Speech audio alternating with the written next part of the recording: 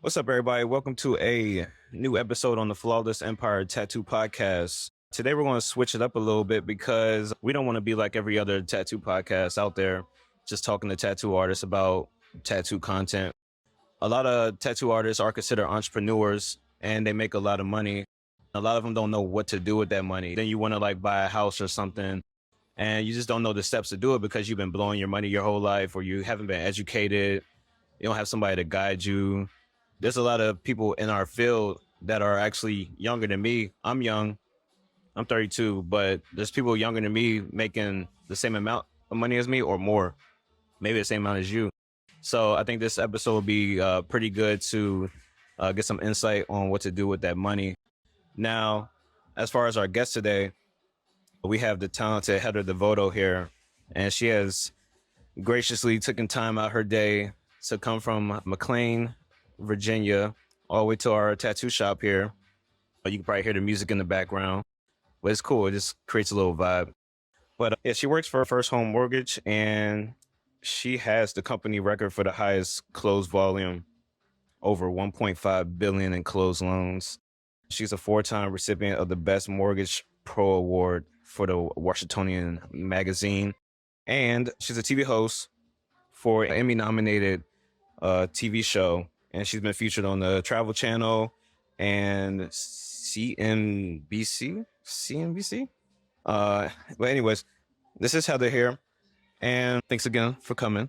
Thanks, Eric. It's great to be here. We've actually done a show together on the travel show. We did. Yeah. So I came and interviewed you about your business, and that was a lot of fun. It was fun. This place is so cool, and you remodeled, and I love it even more. It's changed a lot since then. Yeah, very sophisticated, but it's got kind of a loungy vibe. Yeah, just come in, have a good time.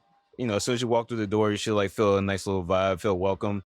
And you know, you're coming here to spend money, so it's like feel and maybe get a comfortable. little pain. And a little pain, but we'll take care of you. You know, we're still trying to get Heather to get her first tattoo. One day we'll get her though.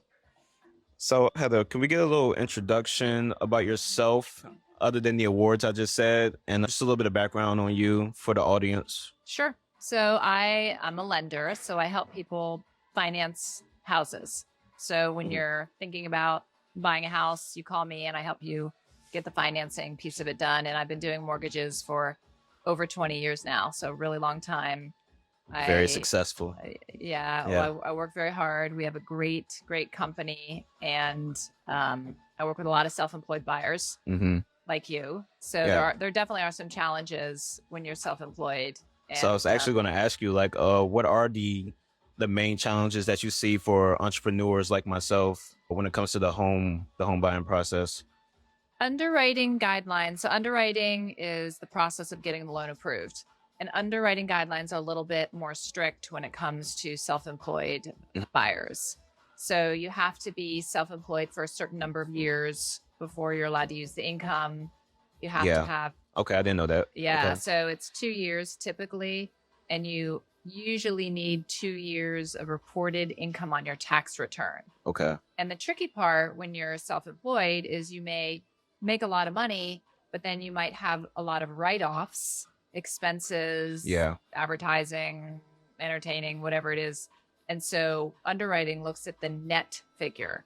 So if you make $100,000, but then you write off $50,000 on your taxes, your net is only $50,000. Wow. Okay. Underwriting is only going to use that $50,000, even though you made 100. Yeah. I think that was my problem when I went through the process.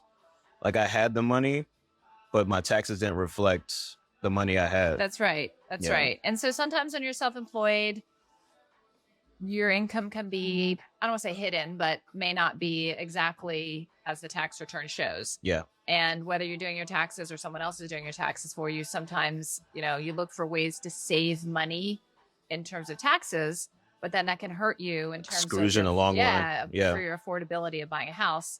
And the other thing is when you're getting a mortgage, they look at 2 years of tax returns. So they look at the previous year and the current year, and they average it. So if you maybe are building your business and 1 year was better than the other, it's going to bring the average down. So that can be a little bit of a challenge. I think that part messed me up too. Cause so I did like a year of taxes, and then they were like, oh, well, you got to do the most recent year to show that that high income that you say you have.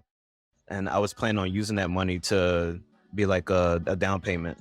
So then once that happened, they were like, "Oh, now you got to pay your taxes." So I paid them, and I was like, "Wow, that took a big chunk out of my money." So exactly. So you report a higher income on your Yeah. taxes, but then you have to pay more taxes. Yeah. So then that money that you thought you could use to buy the house is gone to the government. Yep. And then at that point, it turned into, "Oh, now you might need a gift to even close out the loan." And I was like, "Well, like." It was a cool process because, my wife works for the company, so it kind of was easier of a process. Yeah, had an in, so to speak. Yeah. But I feel like if I was on the outside looking in and I'm going through all these steps, I'm just like, dude, I'm just keep losing money. It can be really intimidating and overwhelming. The biggest thing is if you're, someone that's thinking about wanting to buy a house, they need to talk to a financial expert, a mortgage lender, before they go find the house. So they will talk to you. Yeah, exactly. Prior to like a consultation almost. Exactly. So they want to make sure that they know maybe they're in the middle of, maybe we're at the end of the year and they're going to be filing their taxes next year. Talk to a lender to make sure they know how that filing is going to affect their affordability. Yeah. So just so they're prepared. And since we're on the tax topic, would you say there's like a tax benefit as far as, owning a house compared to just renting your whole life? Yeah, definitely. So when you get a mortgage, the government lets you write off $750,000 of mortgage interest. Mm-hmm. So when you're renting, you're paying somebody else's mortgage. Yeah. When you're buying, even if your mortgage is more than what your rent would be, when you look at the tax benefit, it actually often is very comparable to what your rent would be. And the other thing is you're building equity just by paying that mortgage. So living in the house, paying the mortgage, it's like a forced savings. Yeah. So you're paying principal, which is the balance is going down every month. You are paying interest too, but you can write off that interest. Yeah. So instead of just renting and wasting money. That's right. Okay. That's right. So instead of benefiting the landlord, if you can figure out a way to get in and buy a house, it's the first step to creating wealth and building wealth. So it's really a cool thing. Now, would you say it's hard to, like, say you have your first house, right? And then you want another house. Would you say it's harder to get that second property or go in a different direction and use that property to like rent it out and then you live in a different property? It's not hard. The hardest part is saving money, I'd say. Okay. Right. So when you're a first time home buyer, there's lots of different programs. So you can do 100% financing. We're located in Maryland right here. So Maryland, DC, and Virginia all have 100% financing programs for first time home buyers. Okay. So that's great. So getting your first house can sometimes be a little bit easier because you don't need as much money. Yeah. Buying your second house, you're not going to have a 100% financing option.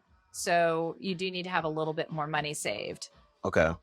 Typically a 5% down payment, unless you do one of the government loans where you need 3.5% down. Along with good credit though. Yeah, you don't have to have perfect credit. Oh, okay. That's another thing. You really also do want to talk to a lender to make sure they can look at your credit. They can do something called a soft credit check where it doesn't hurt your credit because people are afraid. I don't want to have my credit checked. It's going to mess it up. Maybe I already have some issues on it. I don't want a lender to look at it. It's going to look worse. So we can do something called a soft check where we actually sort of like a screenshot of what the credit report would look like. Okay. And then we can go through and advise, what do you need to do? What do you need to pay off? Maybe there's some things that you might think you should do, but I'm going to tell you, don't do that. Maybe you think you need to go close your account. Coach along the way. Right. Okay. Exactly. So we can help you figure out where your credit needs to be. Is there like a ideal credit? Like a range? 800 is the top score that you can get, but it's very rare that we see 800 scores.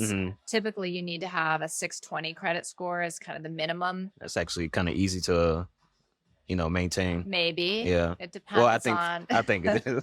Maybe it is for you. Yeah.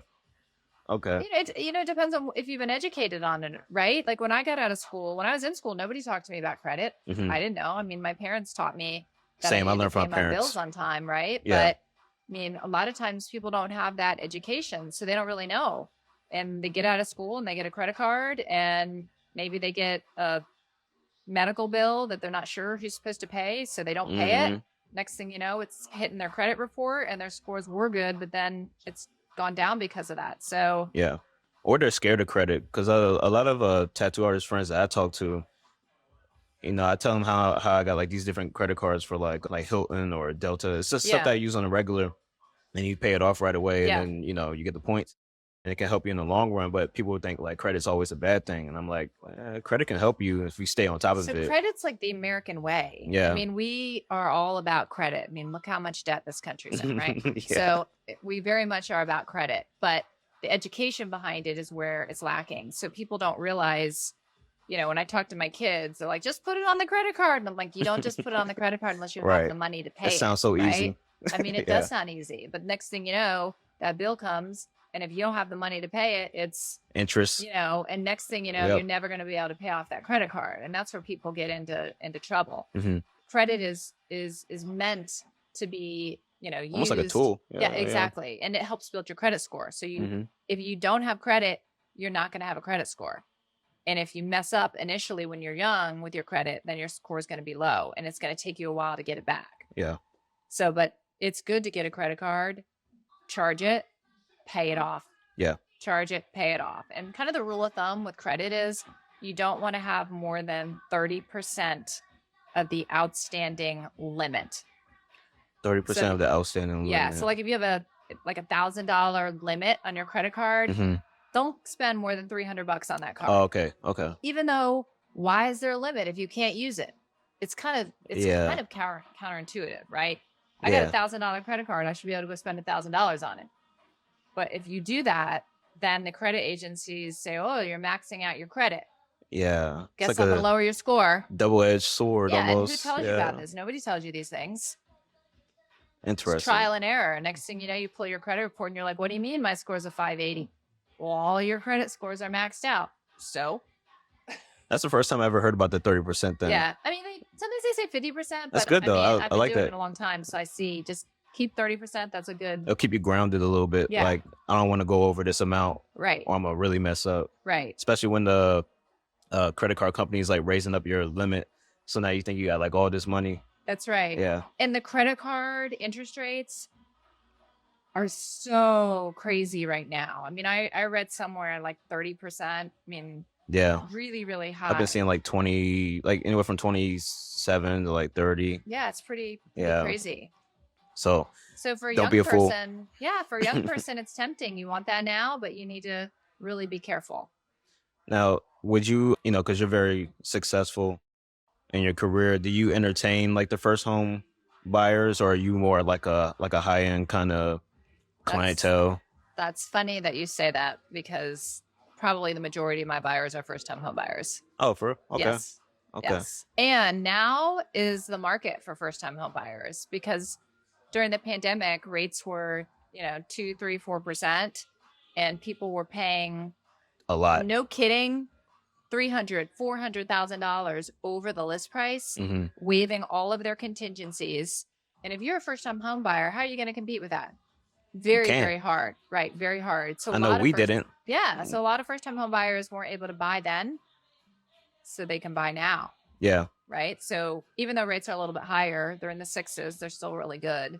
Now's a perfect opportunity for first-time home buyers to hit the market. We were lucky enough to get a house in the middle of the pandemic. It was like towards the end. Was it the end? I feel like it was towards the end. I don't know. It was a weird time, but it was like, I think 4 places that we got outbid. Yeah. By a lot too. It was not like 10,000, 15. It was like 80,000. Yeah. And it was like, oh, we can't even compete with that. But you're lucky. You only got 4. You only had to go 4 times. Some people were like 10, 15, and they're just like, I give up. I'll just waive all the contingencies. It wasn't too stressful. But for a first-time home buyer, that is stressful. Yeah. Do I have to waive my home inspection? What do you mean? I can't have an appraisal? You definitely don't want to be in a position where you feel financially just feel weird insecure. a little bit, yeah. Yeah, that's especially the first time. And like I wouldn't want to do this.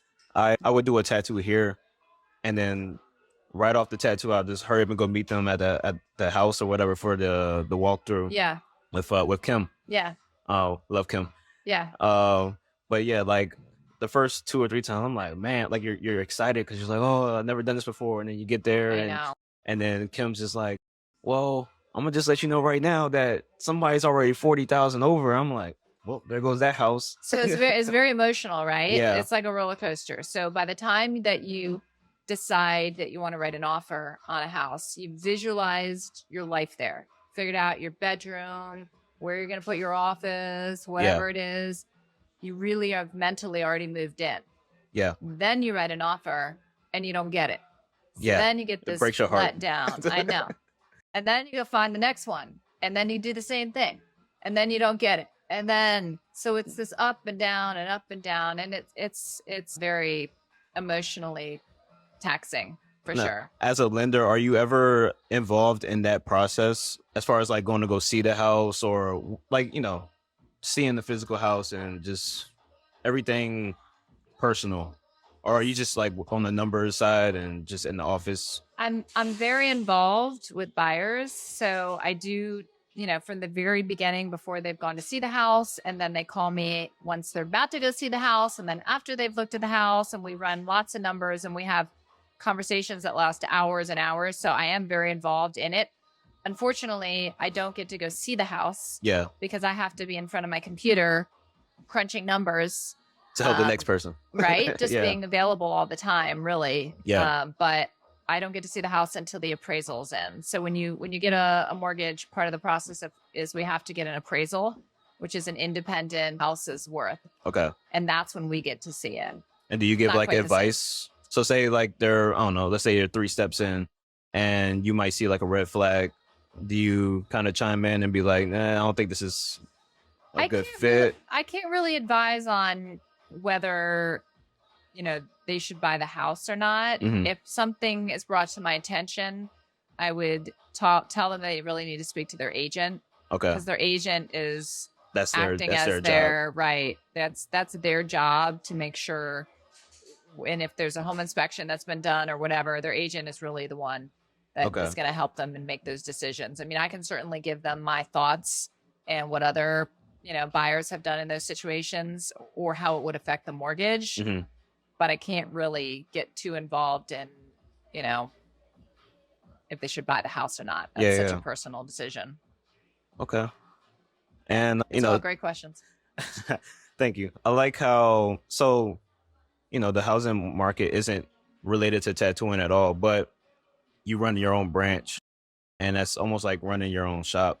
And you have to like make sure like everybody's cool, like inside of the, like in your house, pretty much. I call it the house because, you know, it's like a family vibe, but you want to make sure your work environment's good. You spend like all your time there. Yeah, you want to make like your family. Yeah, so I think it's cool that you're able to like run a successful branch, stay busy because I'm assuming this is a slow period, right? It's a slow period for us for tattooing. Yeah. So you mean the time of year? Yeah. Yeah. So traditionally, right around the holidays, things do slow down. So Christmas is normally slow. November and December, because we have Thanksgiving and then the holidays in December, and January is usually pretty slow. Although this year it's not slow. Okay. And I think that is because interest rates came down. Yeah. And so the Fed just met. They decided not to raise interest rates. They hinted that there might be some rate decreases next year. So if that happens, then rates are going to come down. Yeah. All the buyers are going to come out of the woodwork, whatever the phrase is. Come out of the woodwork, right? Somewhere. They're going to come out. They're going to be looking at houses. It's going to be competitive again. It's going to push house prices up. So I think there are buyers that have been sitting on the fence that have decided now's probably a good time to actually do something since rates came down. Yeah. And get in before the huge rush. And what makes them choose you? Now. What makes them choose me? Yeah. If you had to take a guess. Yeah, if I had to take a guess. Well, my experience. Mm-hmm. I've had a really long time, as I mentioned, over 20 years in the market. Yeah. And I'm very involved with the community. So I know the houses, I know the agents, and I take a little bit of a different approach with buyers. Yeah. I've been doing this so long now that I really do it because I love helping people. And so I will spend as much time with somebody as they need, give them advice that I would give my family, right? Making sure that they're being taken care of, making sure they understand the process, going over every single possible scenario and loan and product. and really not looking at it like trying to close a deal, but really, not looking at like another number. Yeah. It's really, is this going to be right for you? How can I help you? And I get a lot of enjoyment out of that. Sort of like I don't know, maybe it's the mother in me. I don't know, but like trying to take care of people. So I think that's a good approach though, because like a lot of people, I would assume a lot of people in your industry do look at people as another number. And like in the tattoo industry, there are artists that look at clients like just another number, like somebody just coming in, another paycheck, another tattoo that costs this much. You're just another soul in the chair, blah, blah, blah. But at least here, we try to make it an effort to like make you feel like you're part of this. Yeah. So every time you do come in, you feel like you are part of the like Gremlins family. Yeah. And then there are but also you're very talented. So thank you. You've got such a great reputation. I'm sure people also want to come here because they want you. That too. And your crew. Yeah. You only hire the best. I hire the best and I hire potential too. So like I just hired 2 people and I can see like where they can be. Yeah. And it's and you can nurture them a little bit. Yeah, like guide them, kind of mold them a little bit. A lot of them makes you feel good, probably, right? Oh, it does, because I've seen we have a lot of foreign people here too. So we got like a guy, he's an artist from Nepal. We got 2 from El Salvador, and to see them like come over here and work really hard, but now they have cars and now they're saving up to buy homes and stuff like that. Like this content will help them. Yeah. But I talk to them outside of the content. So even with our new artists, I tell them like all these little things that they didn't know along the way, and they just feel appreciated that they're learning something at this stage of their career. I mean, you should be learning at any stage. There's always something going on, something new. Well, I believe that. I believe as long as I'm breathing, I've got work to do. Yeah. Right. There's so much that we need to be learning and bettering ourselves. Yeah. Stay humble. It never ends. Yeah. Really. Yeah. So why first home mortgage? Well, I mean, I get calls all the time from other companies, right? Yeah. I mean, I know who I would assume is. so. Yeah. They know who you are. Yeah. So we 100%, I believe we are the best in the business. Okay. And the main difference between our company, I feel like, and other companies is the owner of my company used to do what I do, right? So he was a loan originator. We always say schlepping loans. Like he knows really what it's like to be out there working with buyers, working with real estate agents. So our whole philosophy is all about the client, and as opposed to just a mortgage company. Okay. And I think that really makes a big difference. So he has like the same mindset as you. Yeah. I mean, and if we hear about a product that we don't have it, we're going to get it. Okay. Right. If we just are always trying to improve ourselves as well. And I think that's probably why it's a good fit for me, because I am always trying to improve myself, and our company is doing the same thing. So it's all about customer service and being the best. I believe you told me that you're 100% commission. Correct. Base. Correct. So you have to grind hard to. That's right. Every month you wake up and say, where's my next paycheck coming? Every day. Where's my next paycheck coming from? And that can be really stressful. Works hard. Yeah.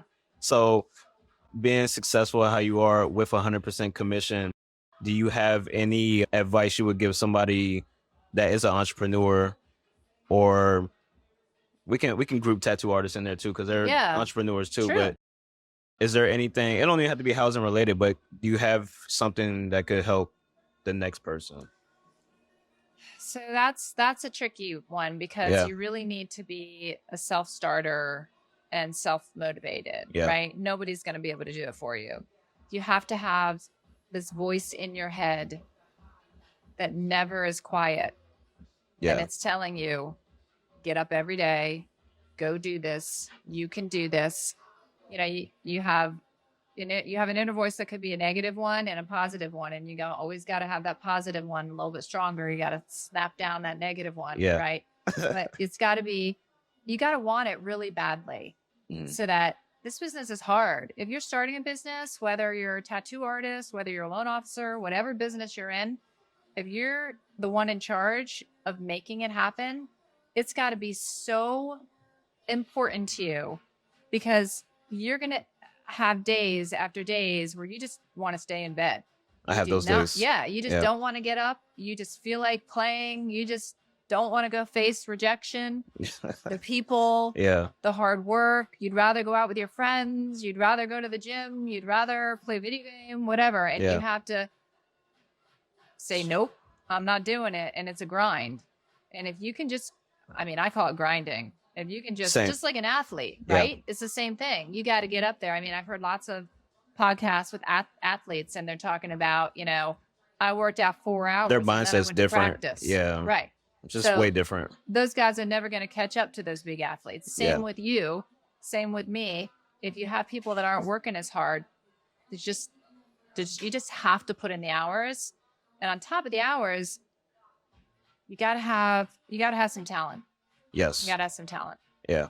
No matter how much you work hard or whatever, if you're not talented, at the end of the day, that will show. Yeah. It's just like, you know. But there's a lot of talented people who never make it. Yeah. Because they don't have the work ethic. Yeah. So you really need both to be a superstar. But if you just have really great work ethic, you're still going to make it. I like that. That was a really good way of answering that question. I didn't think you was going to say all that. Sorry, did I talk too much? No, that was perfect. Okay, good. I got one more for you. Okay. So in the tattoo industry, the newest thing that's going on right now is like AI. Yeah. AI. So basically in our field, I could type in something in this app. I can be like a angel statue with holding a wine bottle. Yeah. And with a sky in the background, and it'll draw it up.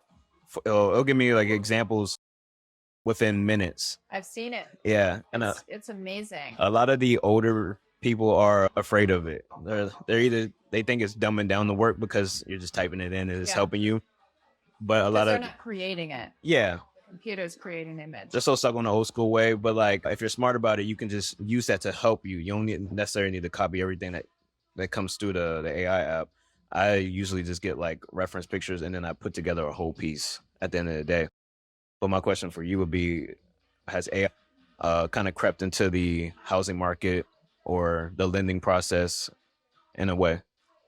The answer is yes, and it's coming.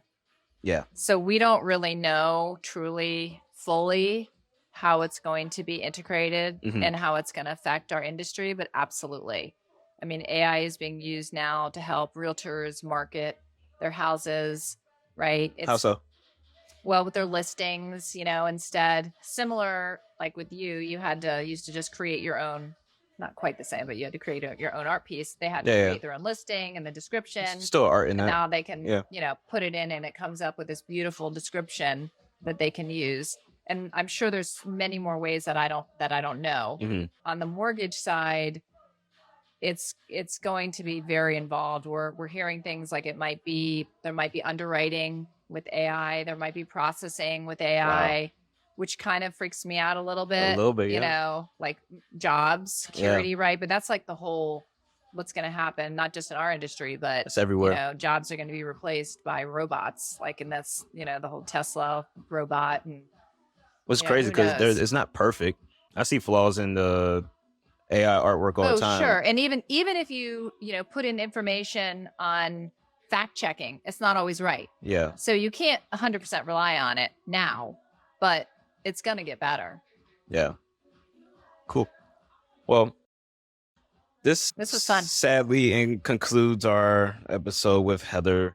Heather, before we exit out of the episode, can you let people know how to like get in contact with you, or if they're in the housing market, how would they start the process if they want to like use you as the lender? Yeah, so it's pretty simple.